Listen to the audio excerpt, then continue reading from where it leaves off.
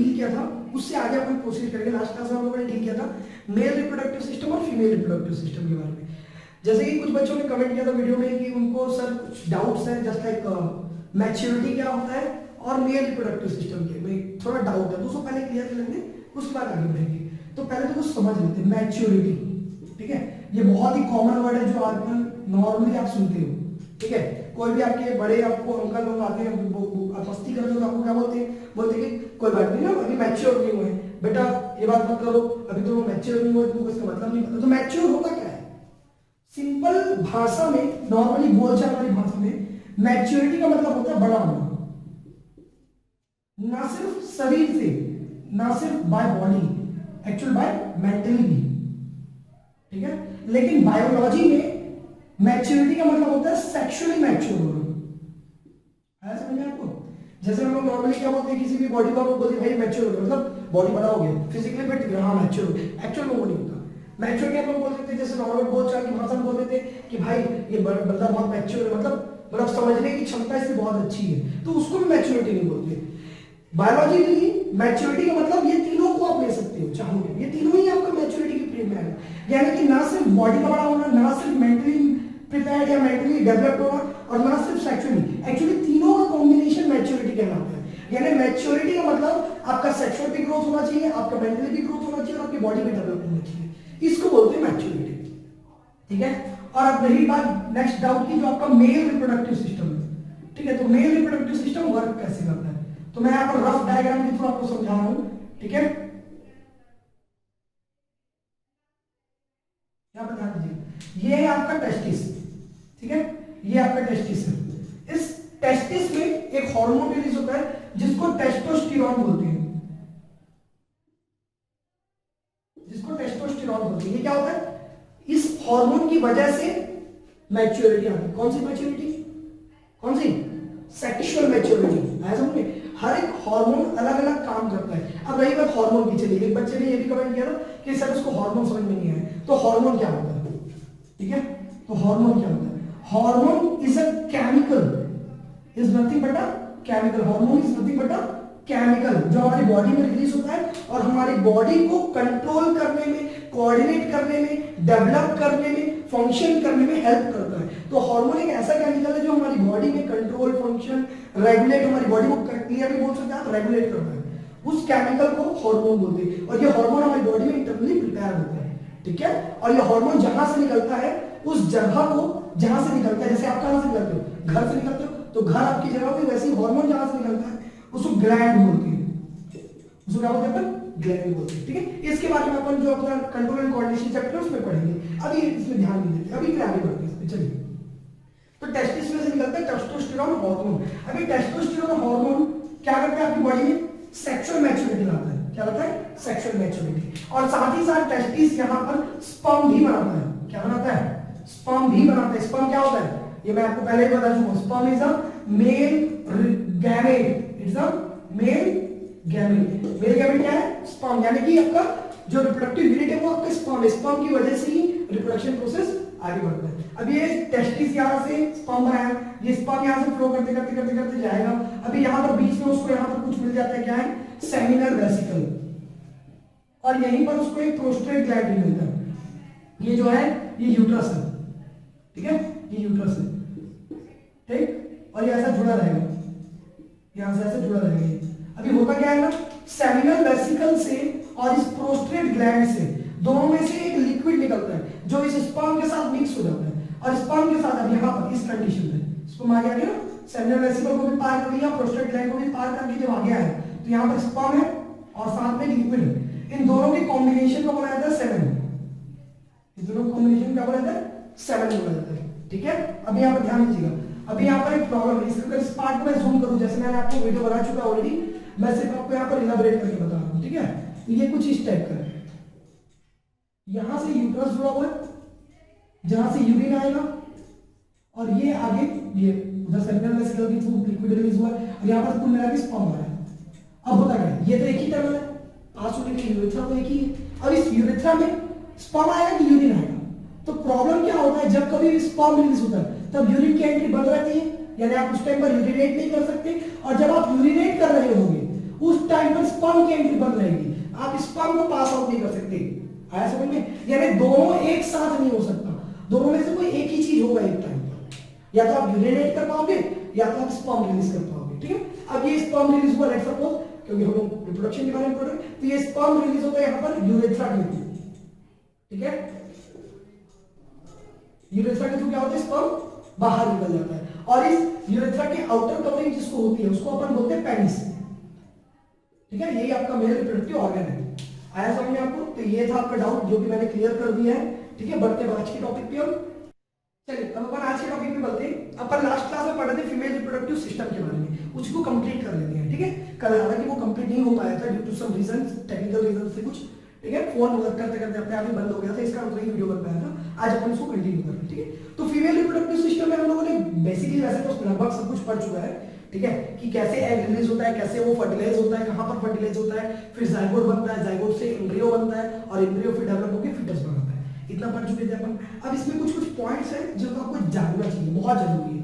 जैसे मैं आपको एक बात बताऊं, लेट्स सपोज एग रिलीज हुआ, ये एग है, ये स्पर्म के साथ मिक्स हुआ, यानी स्पर्म के साथ ये फ्यूज हो गया। क्या बनाएगा फ्यूज हो गया? ये जाइगोट बनाएगा। ठीक है, यहां पर क्या हुआ, यहां पर वो फर्टिलाइजेशन, यहां पर हुआ आपका फर्टिलाइजेशन, और इस फर्टिलाइजेशन का रिजल्ट क्या मिला आपको? जाइगोट मिला। ठीक है, तो जाइगोट एक्चुअल में है क्या चीज? Zygote is a single cell.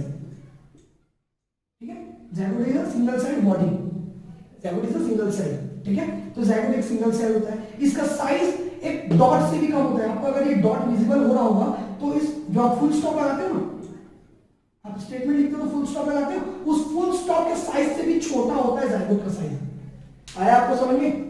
Clear हुआ? और zygote is the early stage, ये अर्लीस्ट स्टेज बोल सकते हैं, अर्ली स्टेज। ठीक है, अर्ली स्टेज होता है किस चीज का? एक न्यू ऑर्गेनिज्म में कन्वर्ट होने का, यानी कि एक न्यू ऑर्गेनिज्म को बनाने के लिए सबसे पहला स्टेप जाइगोट फॉर्मेशन होगा। आया समझ में आपको? अगर किसी भी लिविंग ऑर्गेनिज्म का नया फॉर्मेशन हो रहा है थ्रू सेक्सुअल रिप्रोडक्शन, तो सबसे पहला स्टेप जाइगोट फॉर्मेशन। बिना जाइगोट फॉर्मेशन के सेक्सुअल रिप्रोडक्शन कंप्लीट करना पॉसिबल है ही नहीं। ठीक है, तो जाइगोट तो बनेगा ही बनेगा डेफिनेटली। और जाइगोट क्या होता है? सिंगल सेल होता है, इसका साइज एक फुल स्टॉप के साइज से भी छोटा होता है, और ये अर्ली स्टेज है, ये तो अपन देख चुके। अब जाइगोट सेल डिवीजन करता है, जाइगोट में क्या होगा? सेल डिवीजन होगा, अपने आप को डिवाइड करते रहेगा करते रहेगा करते रहेगा, और जाइगोट फिर किसमें कन्वर्ट होता है? जाइगोट बनता है आपका एम्ब्रियो में। जाइगोट किसमें कन्वर्ट होता है? एम्ब्रियो में। ठीक है, अब एम्ब्रियो क्या होगा? अब ध्यान दो, जाइगोट क्या था? सिंगल सेल था, अब इसमें सेल डिवीजन हुआ, यानी सेल मल्टीप्लाई हो गए, डिवाइड हो गए, तो डेफिनेटली ये सिंगल सेल तो नहीं होगा, यानी ये मल्टी सेल है। ठीक है, ये मल्टी सेल है। ठीक, लेकिन ये वाला जो मल्टी सेल है, इसका साइज फुल स्टॉप के साइज के जितना बड़ा नहीं होगा, उससे ज्यादा बड़ा होगा डेफिनेटली। बस प्रॉब्लम ये होता है, एम्ब्रियो में एक लगभग ऑर्गेनिज्म बन चुका होता है, लेकिन इस पॉइंट पर उस बेबी का, अगर अपन ह्यूमन बीइंग के बारे में बात कर रहे हैं, तो उस ह्यूमन बीइंग की बेबी का पार्ट्स डिवीजन नहीं हुआ होगा। ठीक है, जैसे आप एक बात बताओ, मैं एक ह्यूमन बीइंग हूं, आप भी डेफिनेटली हो ह्यूमन बीइंग, हो कि नहीं हो ना? ठीक है, चलो। तो आप ह्यूमन बीइंग हो तो आपके कैरेक्टर्स क्या है? 2 हाथ 2 पैर और एक अच्छा सा शकल। ठीक है, और डेफिनेटली, ठीक है, तो ये सारी चीजें क्या है? आपकी पार्ट्स डिवीजन, यानी आपकी बॉडी जब आप पैदा होता है, बच्चे को देखियो हाथ कितना छोटे छोटे होता है, पैर कितना छोटा छोटा होता है, एक बढ़िया सा प्यारा सा शकल होता है उसका, एकदम बहुत अच्छा। ठीक है, तो वो होता है, वो पार्ट डिवीजन होता है, लेकिन वो पार्ट डिवीजन एम्ब्रियो स्टेज में नहीं हुआ रहता। ठीक है, वो पार्ट डिवीजन एम्ब्रियो के स्टेज में नहीं हुआ होता। वो कब होता है? जब एम्ब्रियो फर्दर डेवलप हो जाता है ना, किसमें? सॉरी, एम्ब्रियो जब फर्दर डेवलप होता है, किसमें डेवलप होता है? फीटस में। ठीक है, किसमें डेवलप होता है? फीटस में। तो फीटस स्टेज आते आते ना, वो बेबी का हाथ और पैर, ठीक है, ये अलग अलग डिवाइड हो चुका होता है फीटस में। अब फीटस में फिर कंप्लीट डेवलपमेंट होता है अपने बॉडी का। आया समझ में आपको? एम्ब्रियो एक सिंगल सेल है, सॉरी जाइगोट एक सिंगल सेल है, एम्ब्रियो मल्टी सेल हुआ, और फीटस में क्या होता है? बेबी का कंप्लीट डेवलपमेंट वहीं पर स्टार्ट होता है। फीटस में ही बॉडी पार्ट्स का डिवीजन भी स्टार्ट होता है, यानी 2 हाथ अलग होंगे, पैर अलग होगा, ऐसा बनना चालू हो जाएगा। ठीक है, और जाइगोट का साइज फुल स्टॉप से भी छोटा होता है, जबकि एम्ब्रियो का साइज कंपैरेटिवली बहुत बड़ा होता है। फीटस का तो जान ही रहे हैं आप, एक कंप्लीट बेबी बन जाता है डेवलपमेंट में। ठीक है, फीटस के बाद सीधा सीधा आपका बेबी बनता है, यानी कि ये फिर आउट हो जाता है। ठीक है, देखो इतना जो कार्यक्रम है पूरा आपका समझ लो, फर्टिलाइजेशन से लेकर पूरा फीटस तक, ठीक है, जब तक बेबी बाहर नहीं निकल जाता तब तक, फर्टिलाइजेशन से लेकर पूरा फीटस डेवलपमेंट है, बेबी का पूरा डेवलपमेंट जब तक वो बाहर नहीं निकल जाता तब तक, ये पूरा मम्मी के बॉडी के अंदर होता है। और इस टाइम पीरियड को गैस्टेशन पीरियड बोलते हैं, ठीक है, इसको क्या बोलते हैं अपन, गैस्टेशन पीरियड, जो कि जनरली कितना होता है, 9 मंथ बोलते हैं अपन, 9 मंथ बोलते नहीं बोलते, हाँ, तो वही 9 मंथ आपको क्या होता है, गैस्टेशन पीरियड है। क्लियर हुआ आपको, 9 मंथ क्या होता है आपका, गैस्टेशन पीरियड होता है। और 9 मंथ को अगर आप वीक्स में कन्वर्ट करना चाहो तो कितने होंगे, कितने वीक्स होते हैं वैसे, कन्वर्ट करो तो कितना आएगा 9 मंथ का वीक में कन्वर्ट करोगे तो अप्रॉक्सीमेटली 38 वीक्स होंगे, ठीक है, 38 वीक्स होंगे, यानी गैस्टेशन पीरियड ह्यूमन लिखा कितना होता है, 38 वीक्स, सबका अलग अलग होता है। लेकिन ये बात याद रखना, गैस्टेशन पीरियड कब से कब तक है, फ्रॉम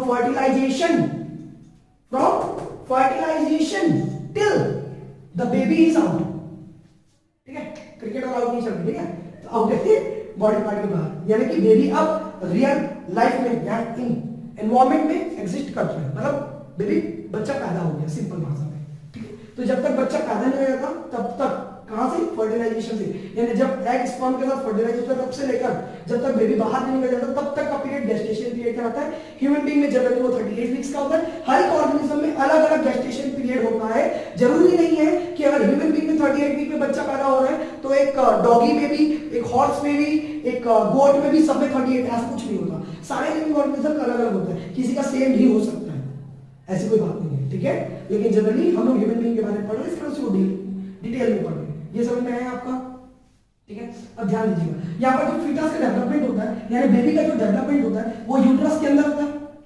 लेट्स सपोज ये यूट्रस है, ठीक है, ये तो अपन फीमेल रिप्रोडक्टिव ऑर्गन में भी पढ़ चुके थे। अगर आपको डाउट हो तो एक बार वीडियो को आप फिर देख लीजिए, फीमेल रिप्रोडक्टिव सिस्टम वाला, उसमें मैंने क्लियर किया है कि बेबी का डेवलपमेंट यूट्रस के अंदर होता है, ठीक है। उस बेबी का डेवलपमेंट यूट्रस के अंदर होता है और मान के चलिए ये बेबी का डेवलपमेंट यहाँ पर हो रहा है, ठीक है, ये बेबी का डेवलपमेंट हो रहा है यहाँ पर, ठीक।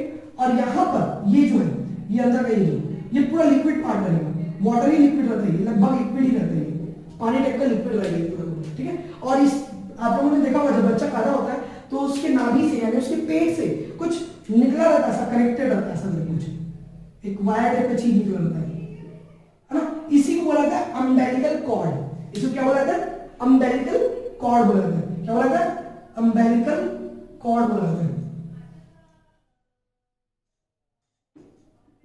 अम्बिलिकल कॉर्ड बोला जाता है इसको, अम्बिलिकल कॉर्ड। अम्बिलिकल कॉर्ड करता क्या है, अम्बिलिकल कॉर्ड, अब देखो बच्चा तो बहुत छोटा है ना, उसको दांत भी नहीं चलेगा तो खाएगा कैसे, खाएगा। अब बॉडी को डेवलपमेंट करना तो एनर्जी तो चाहिए ना, तो एनर्जी कहां से लाएगा वो, तो एनर्जी लाने के लिए क्या होता है ना, जो मम्मी खाना खाती है उस खाने को मम्मी का बॉडी डाइजेस्ट करता है, डाइजेस्ट करने के बाद उसको कहां भेज देता है, बट इस अम्बिलिकल कॉर्ड के थ्रू बॉडी के पेट में भेज देता है, फिर सॉरी बच्चे के पेट में, बेबी के पेट में भेज देता है, और बेबी के पेट में जाकर फिर वो यूटिलाइज करता है उस एनर्जी को, और उसके बाद फिर वो क्या करता है, बॉडी को ग्रोथ कराता है। आया समझ में आपको। और ये अम्बिलिकल कॉर्ड कनेक्टेड किससे रहता है, प्लेसेंटा से। किससे कनेक्टेड रहता है, प्लेसेंटा से।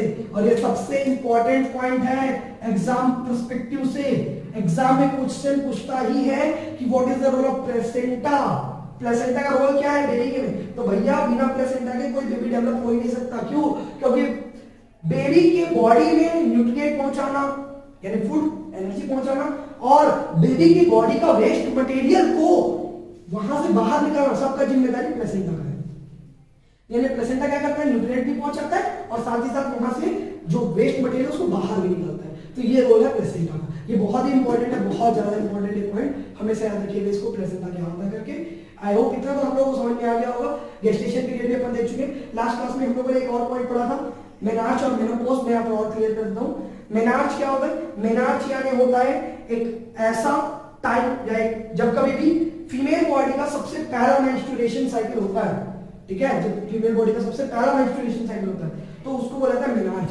और उसके लाइफ का सबसे आखिरी जो मेंस्ट्रुएशन साइकिल होगा उसको बोला जाता है मेनोपॉज, ठीक है। वैसे तो मैंने इसको क्लियरली आपको लास्ट क्लास में डिटेल कर दिया था, लास्ट वीडियो में मैं बस अभी नाम बता दिया उसका। तो आई होप इतना तो क्लियर हो गया होगा आप लोगों को। तो जैसे कि हम लोगों ने ऑलरेडी इस टॉपिक में पढ़ा अपन कि जाइगोट, एम्ब्रियो और फिटस में बहुत सारे डिफरेंसेस होते हैं, तो उन डिफरेंसेस को एक बार लाइन वाइज डील कर लें तो ज्यादा बेटर रहेगा, क्योंकि अभी तक अगर हो सकता है कंफ्यूज हो गए होंगे तो उसको क्लियर कर लेते हैं, ठीक है। तो जायगोट क्या होता है? तो जायगोट जनरली हम लोगों को पता है कि फर्टिलाइजेशन का एक प्रोडक्ट होता है, यानी कि fusion of male gamete and female gamete की वजह से जायगोट बनता है। इतना तो सही है। तो जायगोट क्या है? एक सिंगल सेल्ड है, ये भी अपने को समझ में आ गया। और मैंने की डेफिनेशन में और अभी वीडियो में आपको समझा भी दिया था कि जायगोट का साइज एक फुल स्टॉप से भी छोटा होता है। इतना क्लियर है आपको जायगोट के बारे में? चलिए, तो नेक्स्ट आ जाते हैं अपन एम्ब्रियो के ऊपर, ठीक है। तो एम्ब्रियो क्या होता है? एम्ब्रियो तब बनता है जब जायगोट में रिपीटेड सेल डिवीजन होता है। तो जायगोट जब अपने आप में सेल डिवीजन करते रहता है तो वो एम्ब्रियो बन जाता है, ठीक है। और एम्ब्रियो एक अनबॉर्न बेबी है, याद रखिएगा। लेकिन जो आपका एम्ब्रियो है उसमें मैंने आपको एक्सप्लेन भी किया था कि बॉडी पार्ट्स डिफरेंशिएट नहीं हुए रहते हैं, यानी कि वो अभी भी बहुत ही ज्यादा मैच्योर स्टेज में है, ठीक है, यानी कि बहुत ही ज्यादा छोटे स्टेज में है। और ये जनरली कब होता है पता है आपको? ये हमारे फर्टिलाइजेशन होने से लेकर 8 हफ्ते तक, यानी कि 2 महीने के पीरियड तक आया समझ में। लेट सपोज एग फर्टिलाइज हुआ जनवरी 1 को, तो उससे लेकर 2 महीने यानी फरवरी 1 और मार्च 1, यानी मार्च 1 तक का जो पीरियड रहेगा वो आपका क्या रहेगा? जनरली एम्ब्रियो स्टेज रहेगा। आया समझ में आपको? और एम्ब्रियो एक मल्टी सेलुलर है, मैं आपको ये भी बता चुका हूं, जिसमें कि बेबी प्रॉपरली तो पूरा डेवलप नहीं हुआ रहता पूरी तरीके से, लेकिन फिर भी उसमें अपन बोल सकते हैं कि कुछ ना कुछ उसमें मल्टी सेलुलर आ चुका है, यानी कि बॉडी का ग्रोथ बड़ा हो चुका है। क्लियर हुआ आप लोगों को ये? नेक्स्ट अपन आ जाते हैं अब अपन फीटस पे। फीटस पे क्या होता है? तो फीटस एक प्रॉपरली डेवलपमेंट हो रहा है बॉडी का यहाँ पर, ठीक है। फीटस में क्या होता है? आपका प्रॉपर डेवलपमेंट होता है, यानी कि फीटस में आने के बाद, यानी फीटस बनने के बाद, बेबी पहले जायगोट से एम्ब्रियो से जब फीटस में कन्वर्ट होता है, तो फीटस में आने के बाद ये एक अनबॉर्न बेबी रहता है जो यूट्रस में प्रेजेंट रहता है, और ये बॉडी 8 हफ्ते से लेकर टिल बर्थ तक रहेगा। जब तक बच्चा पैदा नहीं हो जाता तब तक, 8 हफ्ते से लेकर जब तक बच्चा पैदा नहीं हो जाता। और बच्चा जब निकलता है उस कौन से वीक में निकलता है? 38 वीक में, यानी 38 वीक 38 वीक लगता है, इसी को गेस्टेशन पीरियड बोलते हैं, ये भी बताया था मैं आपको। तो इस 8 वीक से लेकर गेस्टेशन पीरियड जब खत्म होता है यानी 38 वीक, तब तक वो फीटस रहता है। आया समझ में? फीटस क्या होता है? डेफिनेटली ये भी मल्टी सेलुलर रहेगा, लेकिन फीटस में जो बॉडी के फीचर्स हैं लाइक हैंड, लेग्स, हेड, आई, ईयर्स, ये सारे बनने चालू हो जाते हैं। फीटस बनने के बाद आप बेबी में इजिली आइडेंटिफाई कर सकोगे कि भाई ये इसका हाथ है, ये इसका पैर है, ये इसका सिर है, ये इसका आंख है, ये इसका कान, ये इसका मुंह, आप इजिली उसको आइडेंटिफाई कर सकते हो। आया समझ में आपको? और ये फीटस कैसे बनता है? तो एम्ब्रियो के डेवलपमेंट से बनता है ये फीटस। आप लोगों को इतना तो क्लियर हो गया होगा। बस यही था differences between zygote, embryo and foetus.